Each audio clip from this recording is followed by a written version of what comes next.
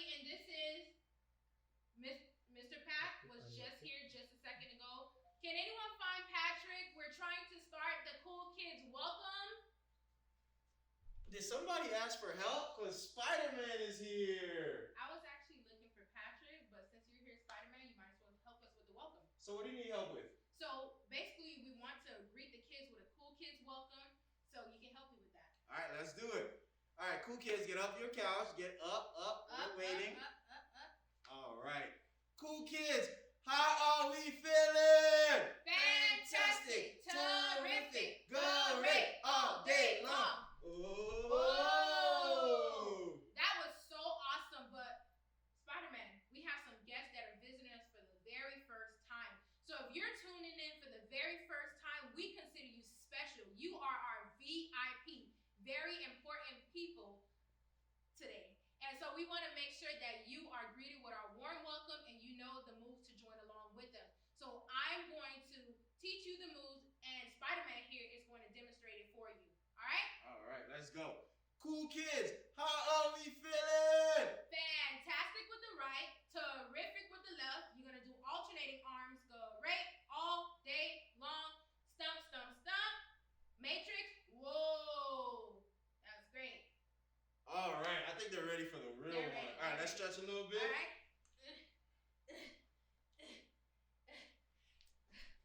All right. Cool kids, how are we feeling? Fantastic, terrific, great, all day long. Whoa! That was awesome. Thank you so much, Spider-Man. You're welcome. Is there anything else I can do? If you can find Patrick, that would be great. Sounds good. Spider-Man to the rescue. Guess what, cool kids? We found Mr. Patrick. Patrick, where were you? I'm so sorry, guys, for being late. I was stuck in traffic. There was a lot of cars, and then Spider-Man had to come and he swung his webs, and then he got me here, and I made it. I'm so sorry, but I'm here. So what did I miss? Well, hopefully you're not tuning in late like this guy. If you're joining us, we're so happy that you decided to tune in today. Today is the perfect day to be here. It is a new month, and it is almost Easter! And it is a pretty big deal. It is a huge deal, guys. Jesus came to earth and died for us on the cross and came back to life to show us the greatest example of humility of all time. Now, what exactly is humility? I don't even know what that word means. Humility is putting others first by giving up what you think you deserve. Jesus came and flipped that notion upside down. Jesus came to serve, not to be served. And we're so thankful for his sacrifice. So today and the next couple of weeks, we're going to look at the events that led up to the greatest sacrifice of all time, which is Jesus dying on the cross for us. In today's story, we learn about Jesus going to pray in the Garden of Gethsemane. That garden was so special to Jesus. So before he went to pray, he had just finished the Last Supper with his disciple. And it was actually a sad celebration of the Passover this time because he was sad that he was leaving his disciples. And he knew that someone near and dear to him, Mr. Patrick, was going to betray him. And that guy's name was Judas. Judas was a bad guy. But, however, Jesus decided not to be angry. He decided to go and pray. So he asked 2 or 3 of his disciples to come out and pray with him in the garden. And he asked them to keep watch as he went a little bit further from where they were and to actually pray. And as he was praying, he said these words. He said, God, if it's your will, take this cup. Which means he asked God to remove the burden or the trial that he was about to face. But thank God for Jesus that he decided to sacrifice his life. And later on, he was arrested that night. He was tried, he was beaten, he was crucified, and he died for you and me. Wow, guys. Now, that was the greatest example of humility that we could ever ask for, or even see or witness. Now, all of these events, guys, happened a long time ago. Now, what exactly does humility means to us today, or to you guys more specifically? Well, humility can go as follows, guys. You just literally have to learn how to put others first. It could be when you're playing video games, when you're riding your bike, when you're at a birthday party. I know we're not at birthday parties right now because we're in lockdown, but when we do get out of lockdown, when you do go to a perfect birthday party, I want you to practice humility. And how do you do that? So let's say it's time for you to eat.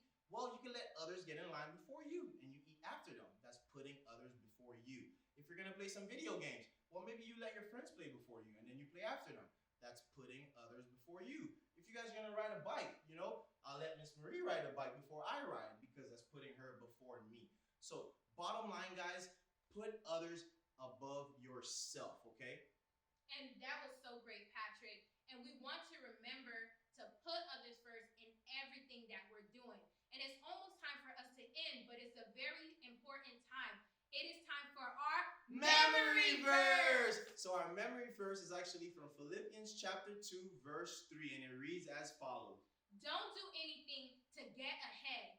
Don't do it because you are proud. Be humble and value others above yourself. Philippians 2, chapter 3. That was so great. And we hope to see you next week and tune in. Bye, cool kids. The Bible. It's 66 books of history, stories, letters, and poetry that fit together to form God's one big story.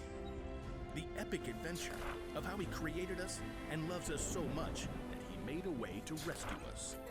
As we travel through the Bible, from Genesis to Revelation, we discover people who met God and found their lives changed forever. And now for an amazing story, inspired by the book of Matthew, chapter 26, verses 36 through 56. For months, the Jewish religious leaders had been plotting to silence Jesus. He called us pretenders, snakes! On the Sunday before Passover, Jesus entered Jerusalem to great cheers from the crowds. Blessed is the one who comes in the name of the Lord! But even as the crowd swarmed in to see what Jesus would do and say, one of Jesus' closest followers, Judas, went to the religious leaders with a very sneaky plan. What are you willing to give me if I deliver him over to you? How about a cool 30 pieces of silver? Jesus knew these plans, but he also knew that his mission was to face those who hated him and let them take him without defending himself. He prepared his closest friends for this during a Passover meal, and then afterwards led them out of the city toward the Mount of Olives. Judas had already left them. In a little while, you will no longer see me. Then after a little while, you will see me. I came from the Father and entered the world. Now I am leaving the world and going back to the Father. The air cooled as the evening darkened. This very night, you will all turn away because of me. Peter, the most outspoken of Jesus' friends, quickened his step and tightened his hand on the sword he was carrying. All the others may turn away because of you, but I never will. What I'm about to tell you is true. It will happen tonight. Before the rooster crows, you will say 3 times that you don't know me. I may have to die with you, but I will never say I don't know you. Me too. Same! By the time Jesus and his friends reached the Garden of Gethsemane, they were exhausted. Sit here while I go over there and pray. As the other disciples settled in on the cold, rough ground, Jesus took Peter, James, and John along with him to a grove of ancient olive trees. The weight of what was coming pressed down on him. My soul is very sad. I feel close to death. Stay here. Keep watch with me. We're here for you. We got this. Prayers. The 3 friends found seats among the knotted tree roots, and Jesus went on a little further. Then suddenly, he fell down on the ground, face first into the dirt. Words poured out from deep inside. My Father, if it is possible, take this cup of suffering away from me. But let what you want be done, not what I want. After a short time, Jesus returned to his friends. They had all fallen into restless sleep. Jesus touched Peter's arm.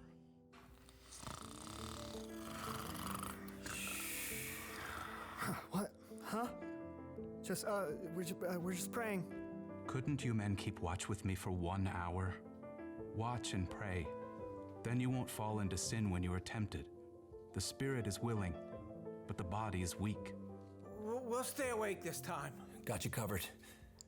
Again, Jesus threw himself down to pray. His pain was so deep, blood and sweat beaded on his forehead. My Father, is it possible for this cup to be taken away? But if I must drink it, May what you want be done. Jesus returned to his friends once more to find them still sleeping. The agony in his spirit forced Jesus to lay his heart out to God once more. He prayed the desperate words again, begging God to take away what was coming, and at the same time, revealing his complete trust in God's plan. Let what you want be done, not what I want. At last, Jesus knew the time had come. He returned to find Peter, James, and John buried deep in sleep. Beyond them, his other followers slept too. Are you still sleeping and resting? The disciples struggled through a fog of sleep, blinking and yawning. Below them, torchlight showed an angry mob climbing up the hill. The men were waving swords and clubs, shouting as they came. Look, the hour has come. The Son of Man is about to be handed over to sinners. Get up, let us go. Here comes the one who is handing me over to them.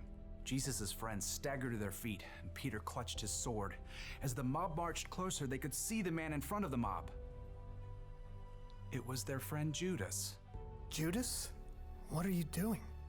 The mob had been sent by the Jewish religious leaders. Judas had already explained to them that he would greet Jesus with a kiss, so they would know exactly which man to arrest.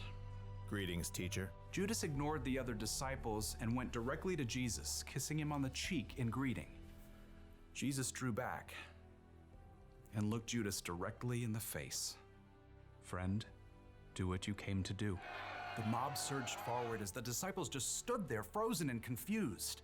As men grabbed Jesus, Peter suddenly sprang to life, awkwardly drawing his sword. Should we use our swords? Peter didn't wait for an answer, but he struck out wildly. His blade sliced right through the ear of the high priest's servant. Oh! Stop this! Jesus touched the servant's ear. Immediately, he was healed. Put your sword back in its place. Do you think I can't ask my Father for help? He would send an army of more than 70,000 angels right away. But then how would the scriptures come true? They say it must happen in this way. Jesus turned back to the mob and the men who held him. They hovered there, uncertain, in the flickering light of their torches. Am I leading a band of armed men against you? Do you have to come out with swords and clubs to capture me?